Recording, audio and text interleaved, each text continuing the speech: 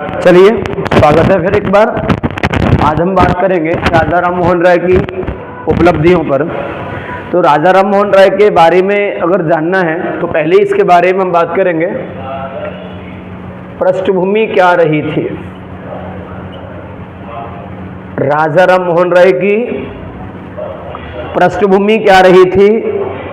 इसके अलावा इनकी उपलब्धियां देखें तो धार्मिक क्षेत्र में इनकी उपलब्धि देखेंगे।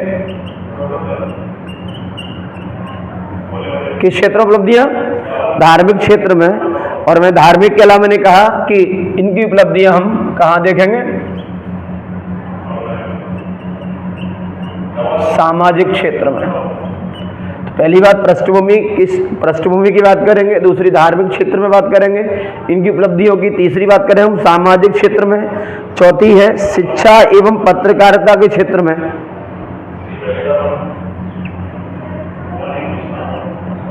शिक्षा एवं पत्रकारिता के क्षेत्र में। और अगली बात करें तो राजनीति के क्षेत्र में या राजनीतिक क्षेत्र में। तो मैंने कहा कि जब राजा राम मोहन राय के बारे में जानना है तो कहा जा रहा है कि राजा राम मोहन राय को कहा जाता है कि आधुनिक भारत का जनक,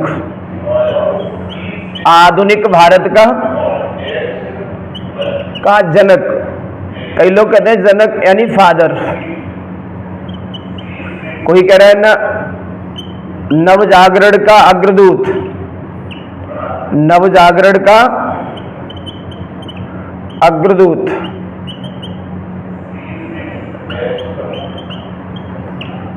मतलब राजा राम मोहन राय की उपलब्धियों के बारे में कहा जा रहा है कि आधुनिक भारत के जनक थे या नवजागरण का अग्रदूत। इसके अलावा नव प्रभात का तारा, नव प्रभात का तारा। चौथी बात इनके बारे में कहा जाता है पूर्व एवं पश्चिम का संश्लेषण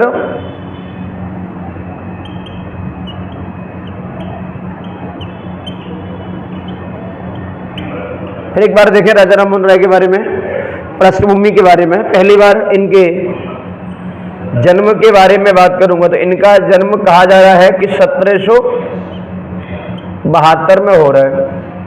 राजा राम मोहन राय का जन्म कब होता है? 1772 में। एक बंगाल के एक अच्छे खासे परिवार में इनका जन्म होता है। कलकत्ता के निकट कहा जा रहा है राधा नगर में इनका जन्म होता है। कहाँ होता है? राधा नगर में। इनके पिताजी कौन थे? तो पिताजी थे इनके रमाकांत, ईस्ट इंडिया कंपनी में नौकरी करते थे या बंगाल के नवाब के यहाँ। तो एक बस यही पृष्ठभूमि है कि जब इन्होंने शिक्षा दीक्षा ग्रहण कर ली तो राजा राम मोहन राय कई भाषाओं के जानकार भी थे, ये भी कहा जाता है। और राजा राम मोहन राय के बारे में कहा जाता है कि इन्होंने अपने जीवन में मतलब एक तरीके से ज्यादा वेस्टर्न को अपना लिया, अर्थात हम कहते हैं उसको पश्चिमीकरण। मतलब पश्चिम की चीज़ों को बहुत अच्छा मानना, पश्चिम की जो वैल्यू थी या पश्चिम के जो मूल्य थे, पश्चिम की जो वस्तुएं थी, पश्चिम के जो थिंक थे, मतलब विचार जो थे, थिंकिंग, उनको श्रेष्ठ मान करके उनको आंख बंद करके अपना लेना। इनके बारे में आधुनिकीकरण की बात करें तो पश्चिम के जो मूल्य है, वस्तु विचारों को सोच विचार करके अपनी आवश्यकता के अनुसार अपनाना, ये इनका आधुनिकीकरण है। लेकिन कई जो विद्वान है वो इन पर आरोप लगाते हैं कि इन्होंने आंख बंद करके पश्चिम को श्रेष्ठ मान लिया। तो पश्चिम के उन सभी विचारों को, वस्तुओं को, मूल्यों को इन्होंने अपने जीवन में अपना लिया। लेकिन ये तो हम बात आरोप लगता है पश्चिमीकरण का, लेकिन मैंने एक शब्द लिखा इनके बारे में, आधुनिकीकरण। तो भाई इन्होंने पश्चिम के जो मूल्य थे, जो विचार थे, जो वस्तुएं थी, तो तो उनको अपनी आवश्यकता के अनुसार अपनाया, ऐसे ही नहीं। तीसरी बात मैंने कह दी, या अगली बात मैं कह दूं, इनमें आधुनिकता के क्या तत्व थे? मतलब जो राजा राम मोहन राय थे उनके अंदर आधुनिकता के क्या तत्व थे, या मॉडर्निटी के क्या पहलू उनके अंदर शामिल थे? तो मैंने बात कही कि इन्होंने पहली बार, या इनके बारे में कहा जाता है कि इन्होंने लोकतांत्रिक शासन की बात की, संवैधानिक शासन की बात की, शक्ति का पृथक्करण, सेपरेशन ऑफ पावर, शक्ति के पृथक्करण की बात की इन्होंने। प्रिंटिंग प्रेस का भारत में विकास हुआ इनके समय, इन्होंने मिरातुल अखबार, संवाद कौमुदी जैसे समाचार पत्र और पत्रिकाओं का संपादन किया, मानवतावाद पर बल दिया, मानव के तर्क विवेक पर बल दिया, प्रयोग परीक्षण पर बल दिया, कारणों की पड़ताल की, जांच की, वैज्ञानिक जो थ्योरी थी वो दी, वैज्ञानिक सिद्धांत एवं खोज की, जैसे न्यूटन का या डार्विन का जो सिद्धांत था उन सिद्धांतों की व्याख्या की, उन सिद्धांतों को बताया।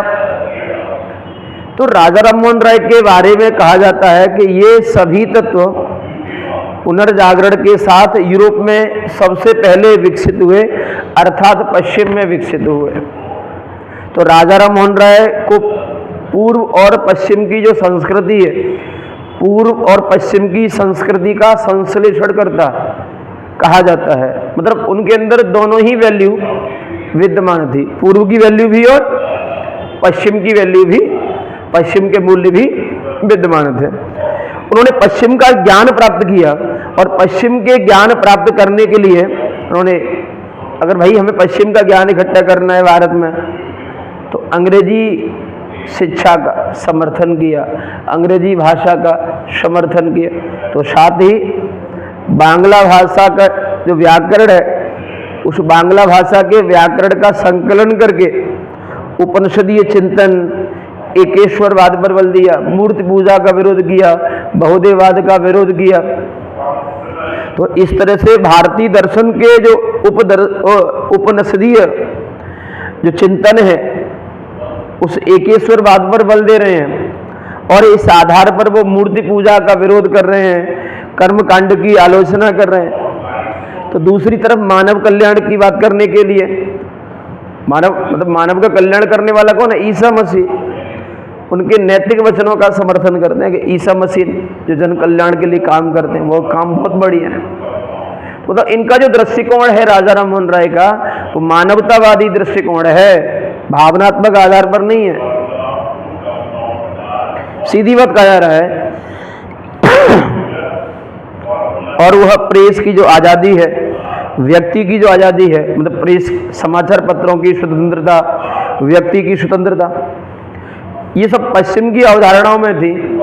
तो उन अवधारणाओं को भारत में लागू करने पर बल दे रहे हैं। तो अंग्रेजों से कह रहे हैं, मतलब इस बात पर बल दे रहे हैं कि जो पश्चिम में लोगों को जो आज़ादी है भारत में भी होनी चाहिए। जो पश्चिम के लोगों के पास स्वतंत्रता है, वो भारतीय लोगों के पास भी स्वतंत्रता होनी चाहिए। पश्चिम में जैसे समाचार पत्रों को जो आज़ादी है, जो स्वतंत्रताएं हैं लिखने की, वो भारत में भी स्वतंत्रता होनी चाहिए। तो पश्चिम की जो अवधारणा है, उस अवधारणाओं को भारत में लागू करने पर बल, इस तरह वे सोच समझ करके, सोच विचार करके पश्चिम के जो प्रगतिशील तत्व हैं, मतलब पश्चिम की हर वैल्यू नहीं, पश्चिम में जो चीज उन्हें प्रगतिशील लग रही है, पश्चिम की अवधारणा जो मुख्य रूप से सबकी समानता पर बल देती है, हर एक जन कल्याण पर